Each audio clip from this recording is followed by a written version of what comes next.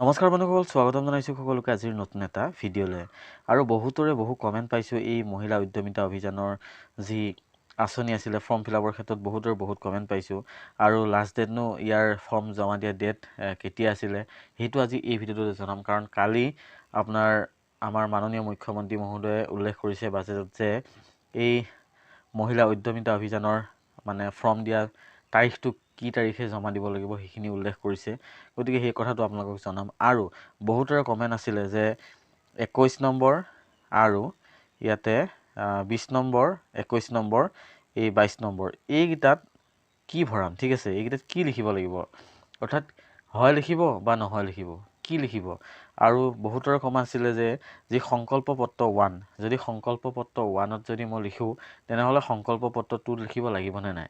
আৰু যদি সংকল্প পত্ৰ 2 লিখিছোঁ এই সংকল্প পত্ৰ 1 লিখিব লাগিবনে নাই। আৰু তাৰ লগতে বহুতৰে কমেণ্ট পাইছিলোঁ যে ইংলিছত লিখিলে হ'বনে নাই, বা যদি মই অসমীয়াত নিলিখোঁ যে ইংলিছত লিখোঁ তেতিয়াহ'লে সেই ফৰ্মখন কাম দিবনে নাই। গতিকে বিভিন্ন ধৰণৰ প্ৰশ্ন পাইছোঁ। এই প্ৰশ্নখিনিৰ ওপৰত আজি আলোচনা কৰিম। ভিডিঅ'টো শেষলৈকে চাব। যদি ভাল পায় লাইক কৰিব, লগৰবোৰৰ মাজত ভিডিঅ'টো শ্বেয়াৰ কৰিব যাতে সকলোৱে এই কথাখিনি গম পায়। তেনেহ'লে বলক আজিৰ ভিডিঅ'টো দেৰি নকৰি আৰম্ভ কৰোঁ। চাওক, মই আপোনালোকক ফাৰ্ষ্টতেই বহুকেইটা ভিডিঅ' ইয়াৰ ওপৰত বনাইছোঁ। তাতে আপোনালোকক মই ধুনীয়াকৈ দেখাইছোঁ যে আপোনালোকে কেনেধৰণে এই ফৰ্মখন ফিল আপ কৰিব পাৰিব। আৰু মই যিকেইটা জনাইছোঁ তাৰ যদি আপোনালোকে চোৱা নাই সেই ভিডিঅ'কেইটা আপোনালোকে চাই ল'ব। তাতে মই ধুনীয়াকৈ জনোৱা হৈ আছে। আৰু বহুতৰে ইয়াতে এটা কমেণ্ট আহিছিলে যে যিটো ইয়াতে কাষ্ট চাৰ্টিফিকেট ইয়াত লাগিবনে নাই। বহুতৰে কমেণ্ট পাইছোঁ ইয়াতে কাষ্ট চাৰ্টিফিকেটো কোনো লাগিব বুলি, বা সেই যোনটো কাষ্ট ইয়াতে টিক চিন মাৰিব দিছে। যদি আপুনি জেনেৰেল হয় জেনেৰেল, OBC হ'লে OBC, ST হ'লে ST, ইয়াতে কিন্তু কাষ্ট চাৰ্টিফিকেটখন লাগিব বুলি ইয়াতে উল্লেখ কৰা নাই, ঠিক আছে। তাৰ লগত তললৈ যদি চাই আৰু এটা বহুতৰে প্ৰব্লেম আছে যে ছেভিং বেংক একাউণ্টৰ লগত আধাৰ লিংকিং। যদি আপোনালোকৰ আধাৰ লিংকিং হৈ থকা নাই তেনেহ'লে মই এটা ভিডিঅ' বনাই থৈছোঁ যে আপুনি কেনেধৰণে আপোনাৰ আধাৰখন বেংকৰ লগত লিংক হৈ আছে নে আপোনালোকে চাব পাৰিব। সেই ভিডিঅ'টো যদি চোৱা নাই আপোনালোকে সেই ভিডিঅ'টো চাই ল'ব, ধুনীয়াকৈ গম পাই যাব।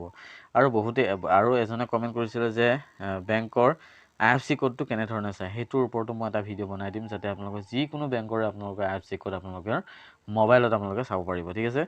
তাৰ তলত যদি আপোনালোকে তললৈ চায় তেনেহ'লে 22 এই তিনিটা বহুতে কমেণ্ট কৰি আছে যে অমৃত বিষয়াতে 20 নম্বৰ যদি চায় এতিয়া অমৃত বৃক্ষ আন্দোলনত ৰোপণ কৰা গছপুলিকেইটা জীয়াই আছে আৰু ডাঙৰ হৈছেনে।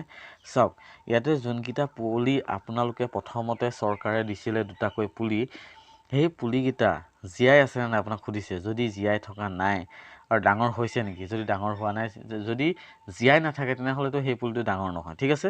আৰু জীয়াই থাকিলেহে ডাঙৰ হ'ব। যদি আপোনাৰ সেই পুলিটো মৰি গৈছে বা জীয়াই থকা নাই তেনেহ'লে আপোনাৰ ন' লিখি দিয়ক, ঠিক আছে। এইটো বহুত চিম্পলি এইটো ধুনীয়াকৈ আপোনাৰ নোট টিক চিন কৰি দিয়ক, ঠিক আছে।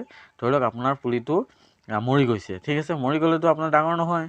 এতিয়া ডাঙৰ হৈছেনে নাই সুধিছে। মৰি যদি গৈছে তেনেহ'লেতো আপোনাৰ ডাঙৰ নহয়। যদি মৰি গৈছে তেনেহ'লে কি লিখিব, অমৃত বৃক্ষ আন্দোলনৰ গছপুলিকেইটা জীয়াই আছেনে আৰু ডাঙৰ হৈছেনে, ঠিক আছে। ডাঙৰ হোৱা নাই, জীয়াই থকাও নাই, ঠিক আছে। তেনেহ'লে য়েছ লিখক। যদি জীয়াই থকা নাই তেনেহ'লে ন' লিখক, ঠিক আছে। আৰু যদি মৰি গৈছে তেনেহ'লে ন' লিখক।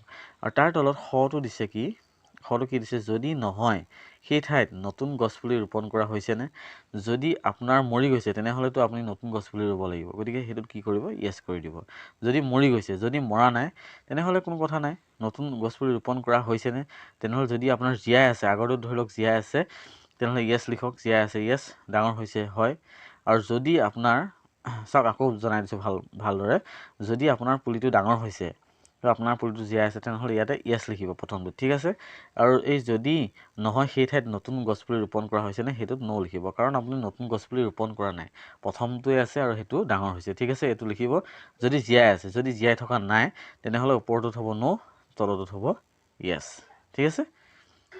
চাওক, এই 21 নম্বৰ টেপটোৰ বহুতৰ কমেণ্ট আহিছিলে যে 2021 চনৰ আগতে লোৱা মাইক্ৰ' ফাইনেন্স ঋণৰ বাহিৰে, মাইক্ৰ' ফাইনেন্স ইয়াতে কি কৈছে, মাইক্ৰ' ফাইনেন্সৰ বাহিৰে যদি আপোনালোকে বেলেগ বিত্তীয় প্ৰতিষ্ঠান বা গ্ৰাম্য সংগঠন বা মণ্ডল পৰ্যায়ৰ পৰা যদি ঋণ লৈছে, সেই ঋণ যদি পৰিশোধ কৰা নাই তেনেহ'লে, যদি কৰা নাই তেনেহ'লে য়েছ কৰক। যদি কৰিছে তেনেহ'লে ন' কৰক, ঠিক আছে। আৰু মাইক্ৰ' ফাইনেন্সৰ বাহিৰে কিন্তু যদি আপুনি বন্ধন বা কিবা এনেকুৱাত যদি লৈছে তেনেহ'লে সেইটো মাইক্ৰ' ফাইনেন্সত পৰে।